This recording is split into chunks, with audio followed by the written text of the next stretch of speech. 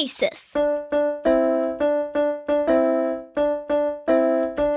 Practical Wisdom with Scott Allen.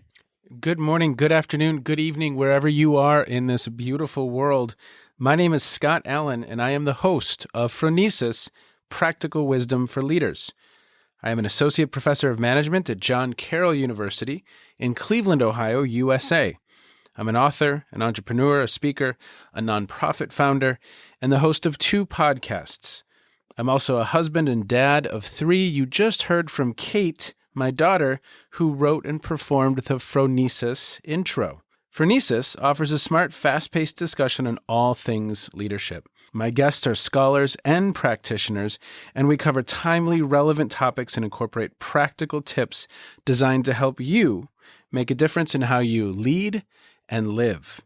Now, I am proud to share that Phronesis is the official podcast of the International Leadership Association, an association that is near and dear to my heart. ILA brings together leaders and those who teach, study, and develop leadership, advancing leadership knowledge and practice for a better world. Learn more at ilaglobalnetwork.org. If you like what we're up to, please click subscribe so you can stay up to date as we release new episodes each week. You can also share what we're up to with others. And now, today's show. Okay, everybody. Good morning, good evening, good afternoon. Welcome to the Phronesis podcast. And today I have Randal Joy. And I love how she describes herself in her bio. She says that she is a global wanderer. Maybe that's what we'll title this episode, Randal. I love it. She has moved from country to country, working in international development since the 1980s. So she's worked and lived in India, Cameroon, Morocco, Nicaragua, El Salvador, Romania, Ukraine, Belarus, Moldova, Liberia, Bosnia, Iraq, Afghanistan, Jordan. That's just a few. She is an author. Her book, Proleptic Leadership on the Commons, Ushering in a New Global Era, was published in October 2020, and she has a new book that she co-edited, Reimagining Leadership on the Commons, Shifting the Paradigm for a More Ethical, Equitable, and Just World. Now, her books have won awards. You can find out more about that in the show notes. She has her Ph.D. from the Fielding Graduate University, an MA in philosophy and an MBA from the University of Chicago.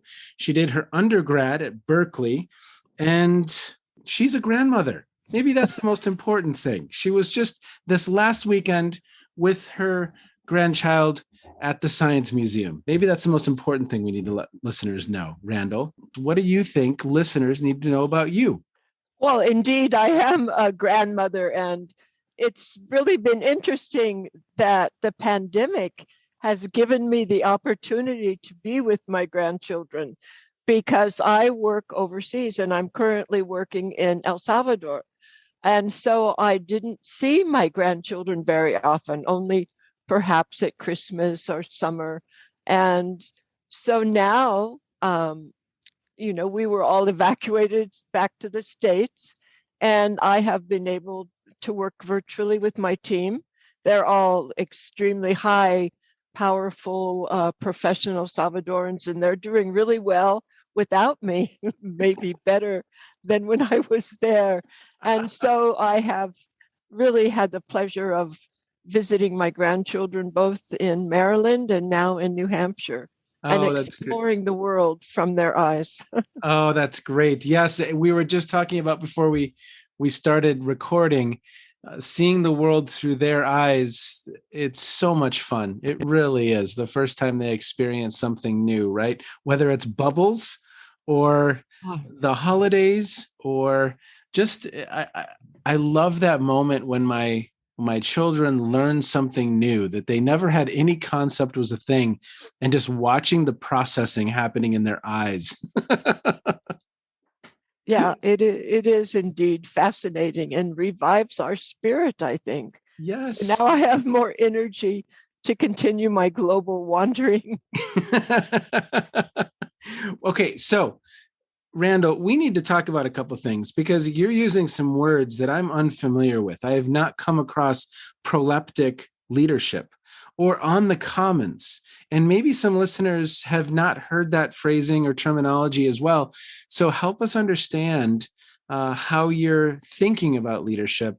I'm really, really interested in learning more. Okay. Well, I discovered the Commons many years ago when I was looking for evidence about global civil society because I work in international development. And one of the areas that we're really keen to develop is a strong civil society that's kind of a balance to government and the private sector. And I started seeing the word commons everywhere. And that led me, of course, to Garrett Commons' article, now famous article, Tragedy on the Commons, in which he looks at the commons as a piece of shared land in which people, the farmers would bring their livestock to graze, but inevitably there would always be a farmer who would overgraze and feel like he could get more than the others and not take responsibility for caring for the field. Wow.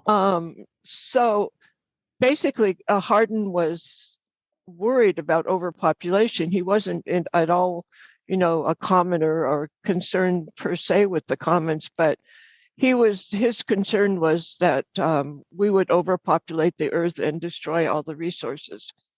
Well, then Eleanor Ostrom, a professor at Indiana and who became a Nobel Prize winner, um, argued with him and said, no, you've missed the major point, and that is that people can communicate. They can develop ways of working together so that they don't overuse resources. And she really started the whole commons movement. She studied resources, natural resources, but the commons movement has really moved into everything, knowledge, information, now the internet and online communities and so forth.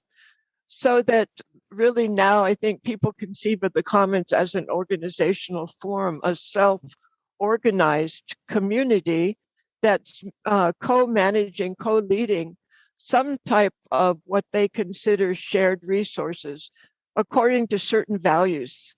And those are highly ethical values of compassion, collaboration, responsibility, and the gift economy. There's the commons etymologically kind of combines the concept of gift and responsibility. You receive something, but you owe something at the same time.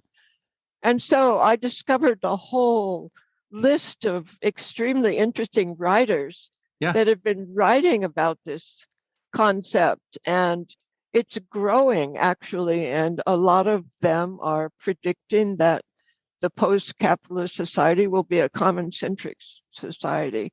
So I just became extremely fascinated with it and started interviewing individuals that were working, living on commons, trying to find out what their values were, how they lead, how they conceive of the future.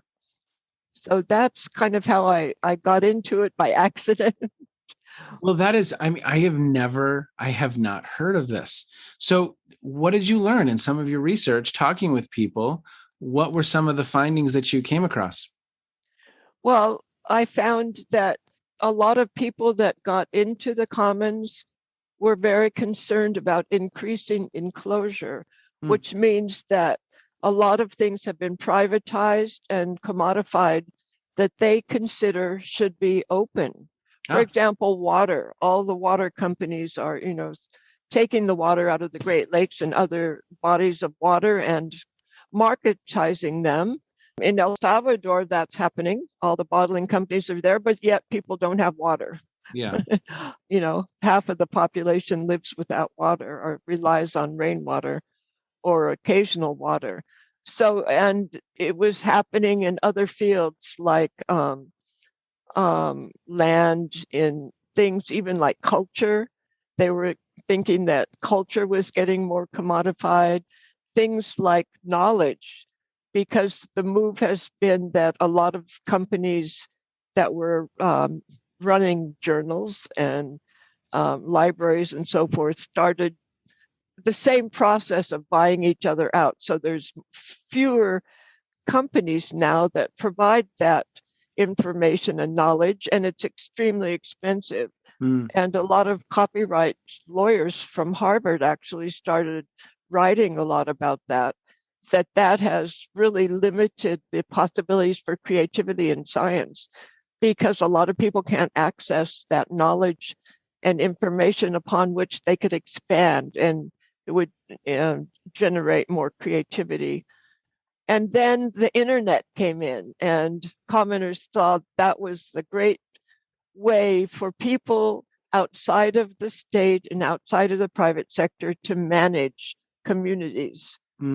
Of course, we know it it happened to some extent, but there's as every new technology, some people use it for good and others use it for bad. So yes, yeah, I think since fire, that's been the case with human beings. I think you're absolutely right. Or maybe the stick, I guess. I don't know. No. I don't know which. Probably the stick was first. I think, that commoners feel that they're on the good side of all that, and that they're looking forward to a society which has higher ethical values, and it's based on community, and care is fundamental. And there's a lot of now writing on care and how important it is as a foundational value. Randal, when you talk of commoners, are they living in community together? Are they just people with a mindset in different places all over the world who have come together to talk about these topics? Help me understand that because it's rare that I come across something I've literally never heard of, especially when it's Nobel laureates writing about it. I love it.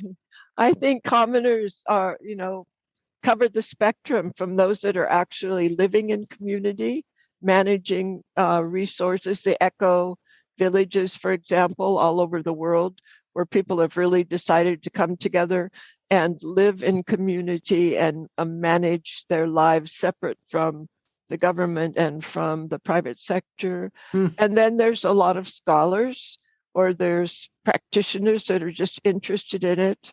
So I think it covers the spectrum. It's those really who are very concerned with all the increasing enclosure and possibilities of not having access to resources, and also concerned about the value system that has arisen in our society. Talk about eco communities. I've not heard of eco communities. Oh. So tell me a story, maybe somewhere in the world where, because I imagine when you were doing the research, you visited some of these communities. Yeah, I was just ready, and I'd already paid to go to Costa Rica from El Salvador to live on an eco community for a while. Really? And then the pandemic hit, and they canceled all the flights, and they canceled the eco community. In Costa Rica, for example, it's a group of people and some of them have been living there like over 20 years, in which they live in natural surroundings. They grow their own food. They have their own design of how the community looks and interacts. They have their own way of making decisions.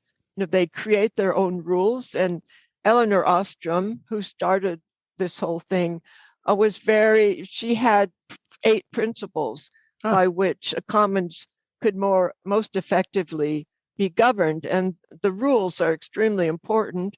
And also what happens, the consequences when people don't follow the rules.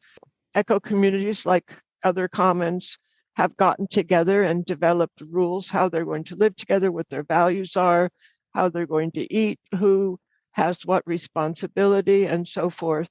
But they're there because they feel strongly that they want to live in a sustainable world. They value the notion of community, and they felt that their lives, in the mix of society they didn't have the power. That's the other thing I wanted to mention. A lot of commons is derived from the notion that people feel powerless. They want more control over their lives. They want more control over decisions that affect their lives, more control over what they can eat, what they, just what they can believe, and so forth, and feeling that often society has kind of closed in on them giving them the sense that they don't have as much control or power over their own lives that they would want. Okay, this is really fascinating to me. I want to go to, so who owns the land for some of these communities? Is it someone who just decided to use that land for an eco community? But also, what are some of the 8 principles? Are there one or two that stand out for you? And how does accountability work in that community? Because I imagine before you, in Costa Rica, for instance, before you were going to go and live there, you would have had to have agreed to their way of being, correct? Well, that's true, but I was a temporary visitor, so Yeah. I wasn't committed to that lifestyle long term. Yeah. But yes, while I was there, I would not have been able to be there if I didn't agree. And if I, traversed their rules, they had the right to tell me to leave. So definitely. So that's an essential part. And in terms of land ownership, I think, because I interviewed another eco community in New York, they're all over the world. Really? How do you spell Yeah. echo? Echo. I'll put this in the show notes. ECO. Okay, And echo community. yeah, there's one very popular one in New York. As far as I know, they jointly own the land. They all have their own homes. So some, and these are, really nice homes. They're zero emission, sustainable homes, but they're not, if you go to more like in Costa Rica, the homes might be smaller, but many of the eco communities have just regular homes like you would find in any community, just that they're zero emissions, that they're sustainable, because those are some of the main principles for eco communities. They have their own decision-making processes, and people have left their lives in the city or wherever they're from and, devoted themselves to that.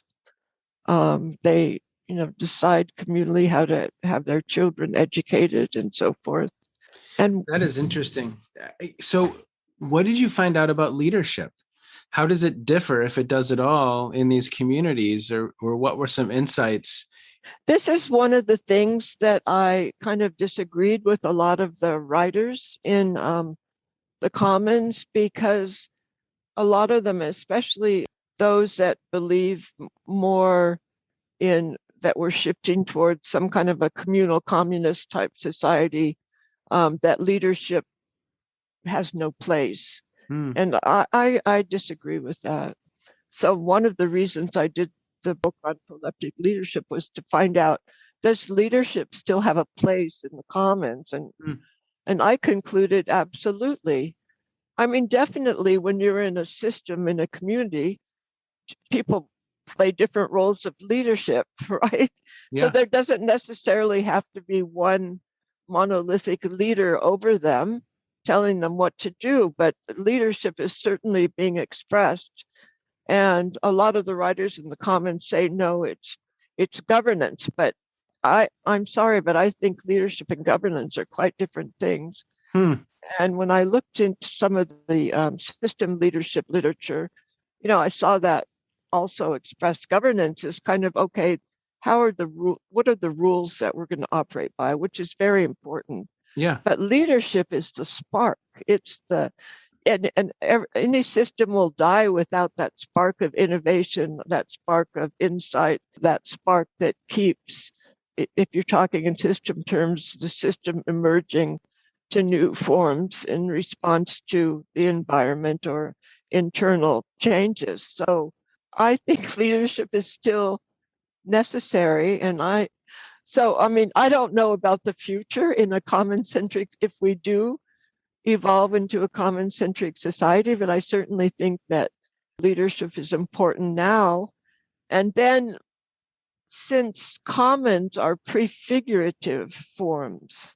Say more about that real quick. Okay, prefigurative is living now as you would like society to be in the future. Okay, good.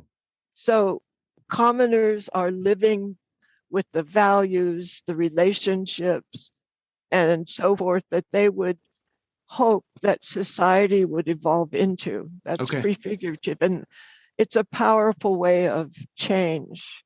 But when you translate that into leadership, it's proleptic because you have that vision of that perfect society that you want to create. And that vision drives your leadership. It drives the way you are, your being on every level, on the personal level, on the interrelational level, on the social level. Once you have that vision so clear, it keeps glimpses of it keep coming to you.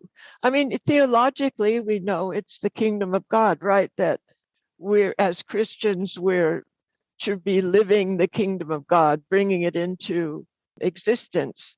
In literature, it's often a tool used to show what's going to happen at the end. And so you're reading and then trying to figure out, okay, how does that, the puzzle of how would this end that way?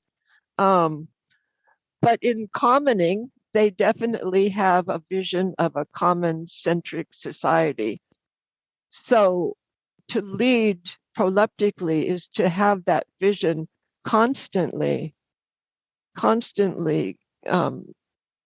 in front of them.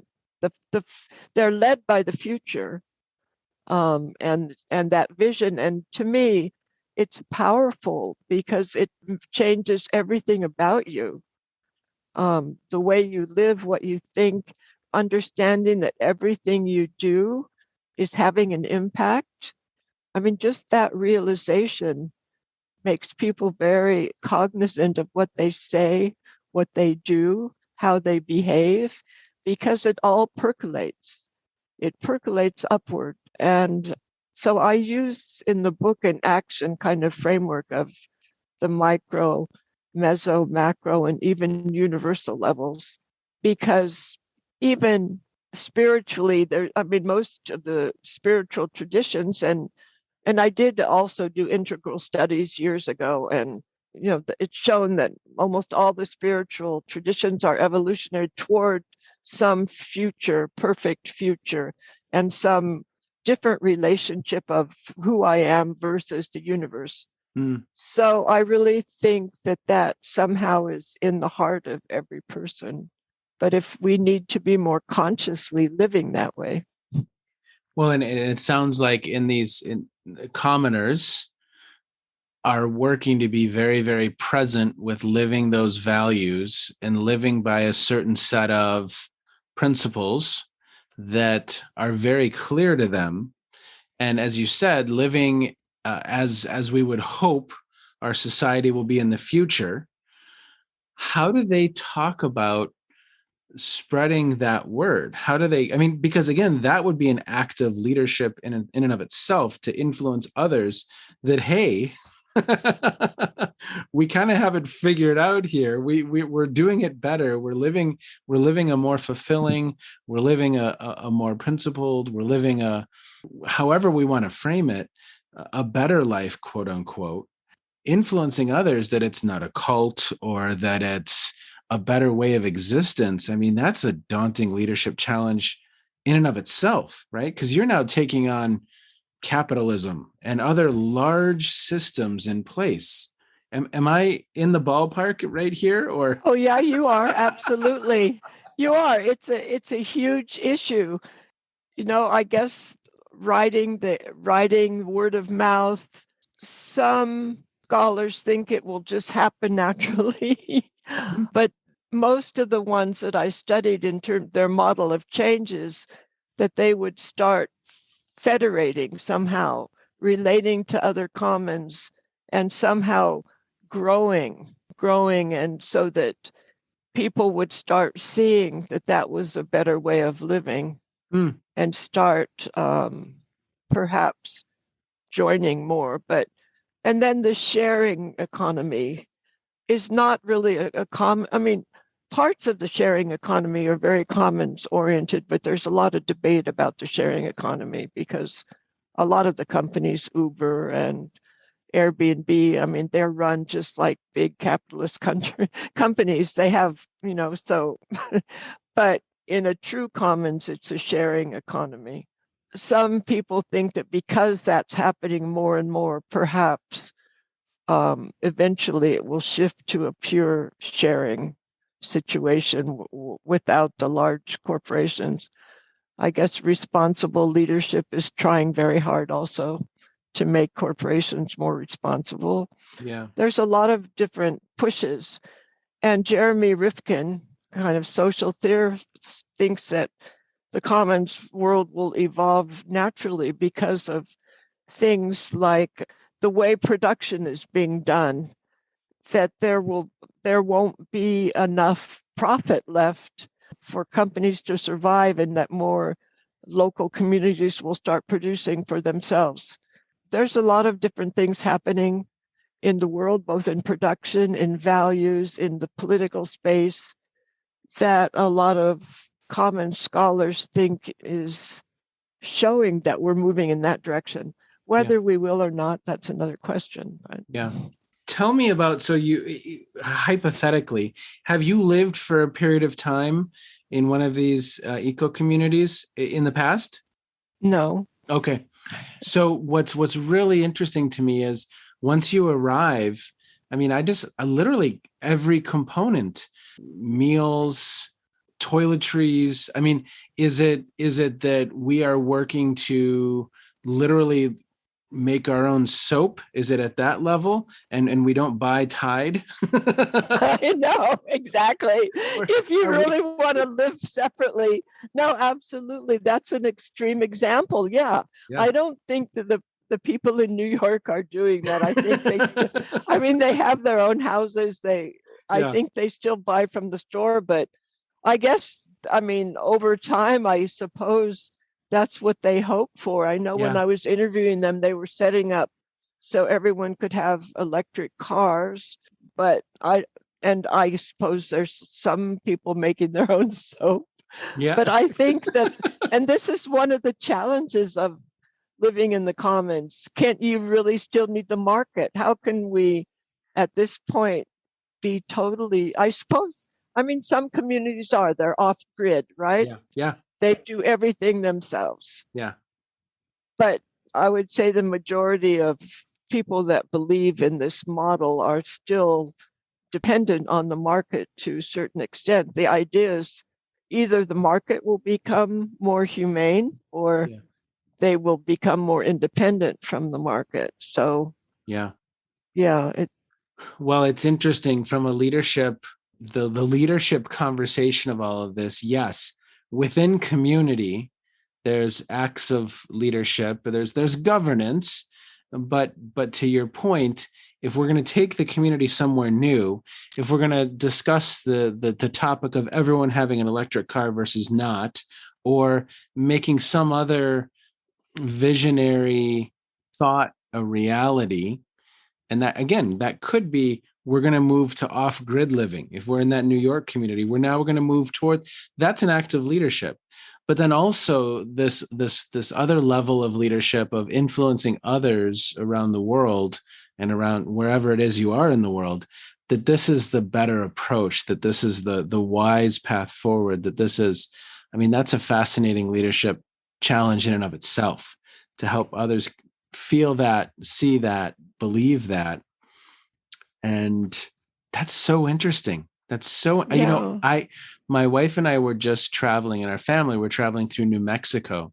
And there was this community that was featured in a video that we were watching. And I think it may have been one of those communities. And I think you could rent and you could stay on, but there was a whole community of off-grid housing. Wow, interesting. It sounds like it. Yeah. Yeah. The homes are made out of bottles. And it was, oh my goodness. it was fascinating, right? Yeah, certainly that state was kind of ahead of a lot of others. It's a fascinating state. I'd never had New Mexico on my radar per se, but from it just on multiple levels is such a fascinating place. I agree. There is an International Society for the Study of the Commons. Really? Yes, and it's global. I went to their conference in 2018 in Peru. It was fascinating. and they bring in a lot of indigenous leaders because they've been living on commons from the beginning, and so trying to learn from them about how to lead and what community means and so forth. I would say probably most of the members of that are not necessarily looking toward becoming a common-centric society. They believe that commons is a viable way of organizing that can coexist now. Yeah. But then the more radical ones, the scholars, definitely believe that it's a prefigurative process of a post-capitalist society. Well, because you can get into other tangential conversations of universal basic income and a bunch of other places that you can take this conversation where essentially we're moving toward that space where millions of people, at least in the United States, will be displaced because of technologies enabling disruption. Truck drivers, sales associates, food prep, and we're already struggling. I mean, literally, because of the worker shortage right now and the struggles organizations are having to retain employees, they're having to digitize, and as they do so, it's going to be Andrew Yang, his book, The War on Normal People. He does a beautiful job of kind of building the case that there's going to be major shifts in how we exist as human beings. That's so interesting. I feel, again, Randal, one of the things I love about this podcast is that I get to learn, and there's all of these different areas of the world to explore that I maybe never had any concept of. So as we kind of begin to wind down, are there any other observations you had in your research about leadership on the commons? Or are there other facts that you would want people to know or be aware of so they could learn more? Interesting that you're talking about Andrew Yang's, because definitely AI is going to have a huge impact. And some people think the commons is going to be a way of survival. Wow. Of the way of that people can reorganize in order to survive all these changes, and that things will have to be more locally done, even politically, somehow. I would just, hope that people start reading more about this. I think that there's some significance to it in terms of changes that are happening. I've also been reading a lot of books lately on the future of the global world, in which the shift over to Asia as the center of power and economic power and even political power, that the United States has to become more aware of where we're going. Yeah. And will we come out on our feet? And also, I don't know if you know, well, of course you must know Meg Wheatley, but Yep. I mean, for example, she's training warriors of the human spirit, because it's her contention that we're in collapse. Yeah. Well, yeah, I've been involved with her group also, although I'm not going to lose hope. But so I think it's important to look at this and figure out, is this something that can really help us see the future of our own country as things get more and more chaotic, and as people are more and more displaced and lose jobs? I don't know. And how you can be a leader. That's a challenge I think that you've given me. Yeah. This is such a novel idea. Shouldn't we be out, spreading the word? Yes. I mean, again, I think we have to be open to many. I just yesterday, Randall, and I'm not going to remember that. I'll put it in the show notes.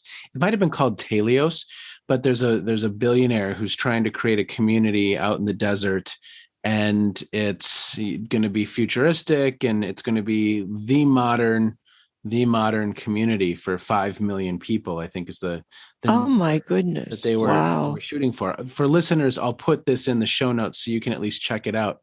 But they're raising capital to build this community, this modern community in the United States. And again, whether you look at this through the lens of sustainability or climate change or just economics, yes, many shifts are afoot, change is afoot. how we adapt to that and how we move forward, I think we've lost sight of some very, very important knowledge. And you, having your experience, having traveled the world, know that better than anyone, right? Yeah, I guess I have. Yeah, I have had the fortune of learning a lot from other people. I always say that I've gotten more from others than I've ever been able to give, but definitely, yes. Well, Randall, what have you been reading or streaming or listening to that you would want listeners to know about? What's caught your eye in recent months?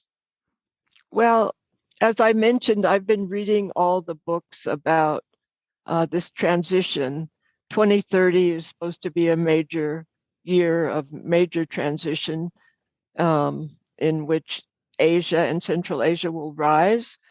Reading Harari's books on the issues that we're facing. I mean, obviously, all the writers I've been reading talk about climate change, but mostly it's a shift in the world order. Yeah. And how can the US make a soft landing? So, yeah, I've been a bit obsessed with all these books, and there's a lot of books out now. And I guess it does impact the work I do in international development, because I see somehow our impact, our approach, as being overtaken quite a bit by countries in Asia. So staying up to date on some of these individuals, thinking about our place in the world, thinking about soft landings, right? And thinking about different ways of being, different ways of living that may help us as human beings live a more fulfilling life. I agree. And, we need to get together and think about this before it's too late. Yeah. Because some of these thinkers, Meg Wheatley included, think that it's going to be a disaster for us. Really? But, and could end in Third World War, which we'll lose. So I think that it's time to really start reflecting on who we are and how we can live together better. Yep. And not only US, but together globally. Yes. And having just been in New Mexico, which was the epicenter, no pun intended, for a lot of what was the last World War, yes, we would want to avoid those outcomes at all costs. Right. Well, Randall, you have taught me. I learned today, and I am so thankful for that. I'm going to literally, when we get off, I'm going to go start Googling these eco communities and just learn more about the commons. And I'll put some more resources in the show notes, and of course, resources to your books. And I think for listeners who are interested, I'm just so thankful for your time today. And I'm thankful for you helping me see another little piece of the world that I wasn't aware of. Well, thank you. I'm always glad to open the door to something new. I mean, that's great. Thank you so much. It's been really interesting to talk to you. Yes. Well, have a great day. Thank you. You too. The Global Wanderer. Again, I just love that phrasing. I think it's absolutely wonderful, whether she is in Morocco, Nicaragua, El Salvador, Romania, Bosnia, Afghanistan, Jordan. She is learning, and she is not learning from books. She's learning from experience, and I think that's absolutely amazing. And the commons and eco communities. I had never heard of the concept, and it was so much fun to learn, and it's just a reminder of how much I have to learn, that there's so much to take in when it comes to this topic of leadership in the very, very different contexts in which leadership is occurring. So, Dr. Randal Joy, thank you so much for joining me. It was a wonderful conversation, a conversation filled with, I think of the word curiosity when I think of your adventures as a global wanderer. As always, everyone, thanks for checking in. Be well. You, my friend, have just finished another episode of Phronesis, Practical Wisdom for Leaders. To get in touch with me, visit www.scottjallen.net or send me a note at scott@scottjallen.net. I can also be found on Twitter and on LinkedIn. Now, if you have feedback, I would love to hear it. And as always, thank you so much for listening to Phronesis. If you like Phronesis, I have a second podcast. It's called the Captovation Podcast. That's with an O, Captovation Podcast, where I speak with experts on the topic of designing and delivering incredible presentations. And now, Kate's twin sister, Emily, with the outro.